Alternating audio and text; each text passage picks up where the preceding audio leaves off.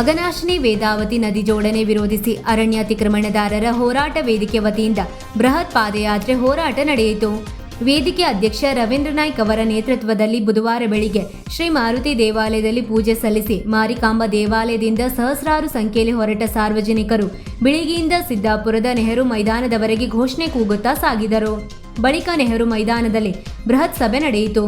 ಪಾದಯಾತ್ರೆಯ ನೇತೃತ್ವ ವಹಿಸಿದ್ದ ರವೀಂದ್ರ ನಾಯ್ಕ್ ಮಾತನಾಡಿ, ಜಿಲ್ಲೆಯಲ್ಲಿ ಜನಕ್ಕೆ ಬೇಕಾದ ಯಾವ ಯೋಜನೆಯೂ ಸಿಗುತ್ತಿಲ್ಲ. ಮಲ್ಟಿ ಸ್ಪೆಷಾಲಿಟಿ ಆಸ್ಪತ್ರೆ ಇಲ್ಲದೆ ಜನರು ಮಂಗಳೂರಿಗೆ ಹೋಗುತ್ತಿದ್ದಾರೆ. ಉತ್ತರ ಕನ್ನಡದ ಪಶ್ಚಿಮ ಘಟ್ಟಗಳು ಜೀವ ವೈವಿಧ್ಯದ ತಾಣಗಳಾಗಿದ್ದು ಪ್ರಮುಖ ನದಿಗಳ ಉಗಮ ಸ್ಥಾನ ಹಾಗೂ ಮಳೆ ಮಾರುತಗಳ ನಿಯಂತ್ರಕವಾಗಿ ಮಹತ್ವ ಪಡೆದಿದೆ. ಇದು ಕರ್ನಾಟಕದ ಪರಿಸರ ಮತ್ತು ಆರ್ಥಿಕತೆಗೆ ನಿರ್ಣಾಯಕವಾಗಿದೆ. ಈ ಭಾಗವು ದಟ್ಟ ಕಾಡುಗಳಿಂದ ಹಾಗೂ ಸುಂದರ ಜಲಪಾತಗಳಿಂದ ಮತ್ತು ವಿಶಿಷ್ಟ ಸಸ್ಯ ಹಾಗೂ ಪ್ರಾಣಿ ಸಂಕುಲಗಳ ತವರಾಗಿದೆ. ಇದನ್ನು ಯುನೆಸ್ಕೋ ವಿಶ್ವ ಪರಂಪರೆಯ ತಾಣವೆಂದು ಗುರುತಿಸಿದೆ. ಪಶ್ಚಿಮ ಘಟ್ಟಗಳು ವಿಶ್ವದ 8 ಪ್ರಮುಖ ಜೈವಿಕ ವೈವಿಧ್ಯತೆಯ ಹಾಟ್ಸ್ಪಾಟ್ಗಳಲ್ಲಿ ಒಂದಾಗಿದ್ದು ಇಲ್ಲಿ ಅಪಾರ ಸಂಖ್ಯೆಯ ಸ್ಥಳೀಯ ಹಾಗೂ ಅಳಿವಿನಂಚಿನಲ್ಲಿರುವ ಪ್ರಭೇದಗಳಿವೆ. ಇದು ವೈಜ್ಞಾನಿಕ ಸಂಶೋಧನೆಯಿಂದ ಕಂಡು ಬಂದಿದ್ದು ಇಂತಹ ಅಭಯಾರಣ್ಯ ಪ್ರದೇಶವೆಂದು ಘೋಷಿಸಿದ ಸೂಕ್ಷ್ಮ ಪ್ರದೇಶದಲ್ಲಿ ಯೋಜನೆಯು ಪರಿಸರಕ್ಕೆ ಮಾರಕವಾಗುವುದೆಂಬುದನ್ನು ಆಕ್ಷೇಪಣೆಯಲ್ಲಿ ಉಲ್ಲೇಖಿಸಲ್ಪಟ್ಟಿದೆ ಎಂದರು. ಈ ವೇಳೆ ತಾಲೂಕಾ ದಂಡಾಧಿಕಾರಿ ಎಂಆರ್ ಕುಲಕರ್ಣಿ ಅವರಿಗೆ ಹೋರಾಟಗಾರರ ವೇದಿಕೆಯ ಅಧ್ಯಕ್ಷ ರವೀಂದ್ರ ನಾಯ್ಕ್ ಸಂಘಟನೆಯ ಪರವಾಗಿ ಮನವಿಯನ್ನು ಅರ್ಪಿಸಿದರು. ಸಭೆಯನ್ನು ಉದ್ದೇಶಿಸಿ ಜಿಲ್ಲಾ ಸಂಚಾಲಕ ಮಾಬ್ಲೇಶ್ವರ್ ನಾಯ್ಕ್ ಬೇಡ್ಕಣಿ, ನಾಗಪತಿ ಗೌಡ ಹುಕ್ಕಳ್ಳಿ, ಜಿಎನ್ ಹೆಗಡೆ, ಮಂಜು ಮರಾಠಿ ಕುಮಟಾ, ಸುರೇಶ್ ಮೇಸ್ತಾ, ಶ್ಯಾಮಲಾ ಗೌಡ, ರಾಜೇಶ್ ವಿ ಭಟ್ ಮಕ್ಕಿಗದ್ದೆ, ಮಂಜುನಾಥ್, ಮಹೇಶ್ ಭಟ್, ಎನ್ವಿ ಹೆಗಡೆ ಮುತ್ತಿಗೆ, ರಾಜು ನಾಯ್ಕ್, ರಾಮಕೃಷ್ಣ ನಾಯ್ಕ್ ಶಿರೂರು ಮಾತನಾಡಿದರು. ಈ ಸಂದರ್ಭದಲ್ಲಿ ಜಿಲ್ಲಾ ಸಂಚಾಲಕ ಇಬ್ರಾಹಿಂ ಗೌಡಳ್ಳಿ, ಮಹೇಶ್ ನಾಯ್ಕ್ ಕಾನಕ್ಕಿ, ಹರಿಹರ್ ನಾಯ್ಕ್, ಓಂಕಾರ್, ಸತೀಶ್ ನಾಯ್ಕ್, ಮಹೇಂದ್ರ ಕತ್ಗಾಲ್, ಸೀತಾರಾಮ್ ಗೌಡ ಹುಕ್ಕಳ್ಳಿ, ಸಾರಂಬಿ, ಕೆಟಿ ನಾಯ್ಕ್, ಪರಮಾಗೌಡ, ದ್ಯಾವಗೌಡ, ಯಂಕಗೌಡ್ರು, ಕೆಟಿ ಗೌಡ ಮಾದ್ಲಮನೆ, ಗೋವಿಂದ್ ಗೌಡ ಕಿಲವಳ್ಳಿ, ಮೋಹನ್ ನಾಯ್ಕ್ ಕಾನಳ್ಳಿ, ರಾಮಚಂದ್ರ ನಾಯ್ಕ್, ಜಿಎನ್ ಹೆಗಡೆ ಗುಂಜಗೌಡ, ಸುಭಾಷ್ ನಾಯ್ಕ್ ಕ್ಯಾದಗಿ ಸೇರಿದಂತೆ ಸಾವಿರಾರು ಸಂಖ್ಯೆಯಲ್ಲಿ ಜನರು ಹಾಜರಿದ್ದರು. ಅಘನಾಶಿನಿ ನದಿ ಜೋಡಣೆಯ ಯೋಜನೆಯನ್ನ ಕಳೆದ ವರ್ಷ ಅಕ್ಟೋಬರ್ದಲ್ಲಿ ರಾಷ್ಟ್ರೀಯ ಜಲ ಅಭಿವೃದ್ಧಿ ಸಂಸ್ಥೆಯಿಂದ ಈ ಒಂದು ಪ್ರಿಲಿಮಿನರಿ ಫಿಸಿಬಿಲಿಟಿ ರಿಪೋರ್ಟ್ ಅನ್ನು ತಯಾರಾಗಿದೆ. ಈ ಯೋಜನೆ ಅಡಿಯಲ್ಲಿ ಈ ಭಾಗದಲ್ಲಿ ಸಾಕಷ್ಟು ಪರಿಸರ ಮತ್ತು ಜನ ವಿರೋಧಿ ನೀತಿಯನ್ನ ಆ ವರದಿಯಲ್ಲಿ ಕಂಡು ಬರ್ತಾ ಇದೆ. ಈ ವರದಿಯಿಂದ ಸುಮಾರು 134 ಕಿಲೋಮೀಟರ್ ದವರೆಗೆ ಸುರಂಗ ಮಾರ್ಗದಲ್ಲಿ ಮತ್ತು ಕಾಲುವೆ ಮಾರ್ಗದಲ್ಲಿ ನೀರನ್ನು ಒಯ್ದು 35 TMC ನೀರನ್ನು ಸುಮಾರು 2300 ಕೋಟಿ ಯೋಜನೆಯನ್ನು ಮಾಡ್ತಾ ಇದ್ದಾರೆ. ಈ ಭಾಗದಿಂದ ಸಾಕಷ್ಟು ಈ ಭಾಗದ ಜನರುಗಳಿಗೆ ಸಮಸ್ಯೆಗಳು ಉಂಟಾಗ್ತಾ ಇದೆ. ಇದು ಕೇವಲ ಸಿದ್ದಾಪುರ ಭಾಗಕ್ಕಷ್ಟೇ ಅಲ್ಲ, ಕರಾವಳಿ ಭಾಗದಲ್ಲಿರುವಂತಹ ಕುಮಟಾ ತಾಲೂಕಿನಲ್ಲೂ ಸಹಿತ ಕೃಷಿ ಚಟುವಟಿಕೆಗೆ, ಮೀನುಗಾರಿಕೆಗೆ ಅಪಾರ ನಷ್ಟವನ್ನು ಆಗ್ತಾ ಇದೆ. ಅವರು ಹೇಳ್ತಾ ಇರುವುದು ಏನಂತ ಹೇಳಿದ್ರೆ, ಈ ಭಾಗದ ನೀರು ಹೆಚ್ಚಾಗಿರುವುದರಿಂದ ಹೆಚ್ಚಿಗೆ ನೀರನ್ನು ಒಯ್ತೇವೆ ಅಂತ ಹೇಳ್ತಾ ಇದ್ದಾರೆ.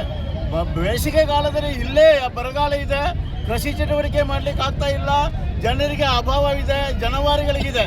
ಅವರು ಕೊಡುವಂಥ ವೈಜ್ಞಾನಿಕ ವರದಿಯಲ್ಲಿ 600 ಹೆಕ್ಟೇರ್ ಪ್ರದೇಶವನ್ನು ಮುಳುಗಡೆ ಆಗ್ತದೆ ಅಂತ ಹೇಳ್ತಾ ಇದ್ದಾರೆ. ಆದರೆ ನಮ್ಮ ಅಂದಾಜಿನ ಪ್ರಕಾರ 2000 ಹೆಕ್ಟೇರ್ಗಿಂತ ಹೆಚ್ಚಿನ ಅರಣ್ಯ ಭೂಮಿಗಳು ನಾಶವಾಗ್ತಾ ಇದೆ.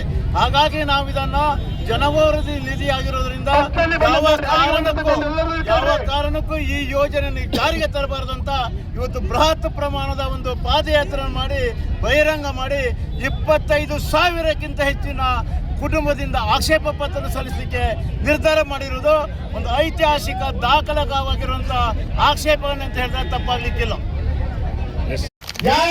ನಾನು ಅಘನಾಶಿನಿ ಜೋಡಣೆಯನ್ನ ನಾನು ಮಾಡಲಿಕ್ಕೆ ಗೊತ್ತ ಅಂತ ಹೇಳಿದ್ರೆ ಧೂಳಿಪಟ ಹೋಗ್ತಾರೆ. ಅಷ್ಟರ ಮಟ್ಟಿಗೆ ನಮ್ಮ ಜನರು ಆಕ್ರೋಶ ಭರಿತರಾಗಿದ್ದಾರೆ. ಹೆದರುವಂತ ಅವಶ್ಯಕತೆ ಇಲ್ಲ ಸ್ನೇಹಿತರೆ, ಹೆದರುವ ಅವಶ್ಯಕತೆ ಇಲ್ಲ. ರಾಷ್ಟ್ರೀಯ ಜಲಾಭಿವೃದ್ಧಿ ಸಂಸ್ಥೆಯು ಕಳೆದ ಅಕ್ಟೋಬರ್ನಲ್ಲಿ ಈ ನದಿ ಜೋಡಣೆಯ ಪ್ರಿಲಿಮಿನರಿ ಫಿಸಿಬಿಲಿಟಿ ರಿಪೋರ್ಟ್ ಅನ್ನ ಸಬ್ಮಿಟ್ ಮಾಡಿದೆ. ಆ ರಿಪೋರ್ಟ್ ರಾಜ್ಯ ಸರ್ಕಾರಕ್ಕೆ ರವಾನೆ ಆಗ್ತದೆ. ಮುಂದಿನ ದಿನಗಳಲ್ಲಿ ರಾಜ್ಯ ಸರ್ಕಾರದ ಯೋಜನೆಯಾಗಿ ಈ ಯೋಜನೆ ಆಗ್ಬೇಕಾಗ್ತದೆ. ಒಂದು ಮಾತನ್ನು ಪ್ರಸ್ತಾಪ ಮಾಡ್ತಿದ್ದಾರೆ ಅಂದ್ರೆ ಹಿಂದೆ ಕಾಂಡವನ್ನು ಹಾಕಿದ್ರು. ಏನಾದ್ರು ಆನೆ ಕಟ್ಟುತ್ತಿದ್ರೆ ನಮ್ಮ ಎದೆ ಮೇಲೆ ಕಟ್ಲಿ ಅಂತ ಮಾನ್ಯ ಹೇಳಿದ್ರು. ಅದೇ ರೀತಿಯಾಗಿ ಅಂತ ಪರಿಸ್ಥಿತಿ ಏನಾದ್ರೂ ಬರೋದಾಗಿದ್ರೆ ಸಹಸ್ರ ಸಂಖ್ಯೆಯಲ್ಲಿ ನಾವೆಲ್ಲರೂ ವಿಧಾನಸೌಧ ಮುಂದೆ ಹೋಗಿ ನೀವೇನಾದ್ರೂ ನದಿ ತಿರುವು ಮಾಡುತ್ತಿದ್ರೆ ನಮ್ಮ ಎದೆಯ ಮುಂದೆ ತಿರುವು ಮಾಡಿ ಅಂತ ನಾವು ಬಹಳ ಸಂಕಷ್ಟವಾಗ್ತದೆ, ಬಹಳ ವಿಷಾದವಾಗ್ತಾ ಇದೆ. ಯಾಕಾಗಿ ಮಾತನ್ನು ಪ್ರಸ್ತಾಪ ಮಾಡ್ತಿದ್ದೇನೆ ಅಂತ ಹೇಳಿದ್ರೆ, ಜಿಲ್ಲೆಯಲ್ಲಿ ಜನ ಬೇಕಾದ ಯಾವ ಯೋಜನೆಯೂ ಸಿಗ್ತಾ ಇಲ್ಲ ನಮಗೆ. ಮಲ್ಟಿ ಸ್ಪೆಷಲ್ ಆಸ್ಪತ್ರೆ ಕೇಳ್ತೇವೆ, ಆಸ್ಪತ್ರೆ ಇಲ್ಲದೆ ಜನ ಸಾಯ್ತಾ ಇದ್ದಾರೆ, ಮಂಗಳೂರಿಗೆ ಹೋಗ್ತಾ ಇದ್ದಾರೆ, ಆದ್ರೆ ಆಸ್ಪತ್ರೆ ಕೊಡ್ತಾ ಇಲ್ಲ. 83,000 ಕುಟುಂಬ ಅರಣ್ಯವಾಸಿಗಳು ಬದುಕಿಗಾಗಿ ಜೀವನಕ್ಕಾಗಿ ಅರಣ್ಯ ಭೂಮಿ ಅವಲಂಬಿತರಾಗಿದ್ದಾರೆ. ಭೂಮಿ ಕೊಡಿ ಅಂತ ಕೇಳಿದ್ರೆ ಭೂಮಿ ಕೊಡುವುದಿಲ್ಲ. ಆದರೆ ನಮ್ಮ ಸರ್ಕಾರ ಉತ್ತರ ಕನ್ನಡ ಜಿಲ್ಲೆಯಲ್ಲೇ ದೇಶಕ್ಕೆ ಸ್ವಾತಂತ್ರ್ಯ ಸಿಕ್ಕ ನಂತರ 64,000 ಹೆಕ್ಟೇರ್ ಪ್ರದೇಶವನ್ನ ಯೋಜನೆ ಕೊಟ್ಟಿದೆ ಅರಣ್ಯ ಭೂಮಿ. ಟಿಬೇಟಿನ ಬಂದಂತ ಟಿಬೇಟನ್ಗೆ ಮುನ್ನೋಟದಲ್ಲಿ 1,600 ಹೆಕ್ಟೇರ್ ಪ್ರದೇಶವನ್ನು ಕೊಟ್ಟಿದೆ. ನಮಗೆ ಆದರೆ 35,000 ಅರಣ್ಯವಾಸಿಗಳಿಗೆ ಒಕ್ಕಲೆಬ್ಸಲಿಕ್ಕೆ ಇವತ್ತು ನೋಟಿಸ್ ಕೊಡ್ತಾ ಇದ್ದಾರೆ. ಹಾಗಾಗಿ ನಾವು ಇವತ್ತು ಸರ್ಕಾರಕ್ಕೆ ಸವಾಲು ಮಾಡ್ತಾ ಇದ್ದೇವೆ, ಸರ್ಕಾರಕ್ಕೆ ಎಚ್ಚರಿಕೆ ಕೊಡ್ತಾ ಇದ್ದೇವೆ, ಸರ್ಕಾರಕ್ಕೆ ನಾವು ಎಚ್ಚರಿಕೆ ಗಂಟೆಯನ್ನು ಕೊಡ್ತಾ ಇದ್ದೇವೆ. ಉತ್ತರ ಕನ್ನಡ ಜಿಲ್ಲೆಯಲ್ಲಿ ಯಾವುದೇ ಯೋಜನೆಗಳು ನಮಗೆ ಬೇಡವೇ ಬೇಡ, ಯಾವ ಯೋಜನೆಗಳು ನಮಗೆ ಬೇಡ. ನಮಗೆ ಯೋಜನೆಗೆ 64,000 ಹೆಕ್ಟೇರ್ ಪ್ರದೇಶ ಕೊಟ್ಟಿರುವುದು ಸಾಕು. ನೀವು 80,000 ಅರಣ್ಯವಾಸಿಗಳಿಗೆ 53,000 ಎಕರೆಯನ್ನು ವಾಸ್ತವಿಕವಾಗಿ ಸಾಗುವಳಿ ಮಾಡುವಂತವರಿಗೆ ಭೂಮಿ ಹಕ್ಕನ್ನು ಕೊಡಿ ಅಂತ ನಾವು ಸರ್ಕಾರ ಆಗ್ರಹ ಮಾಡ್ತಾ ಇದ್ದೇವೆ.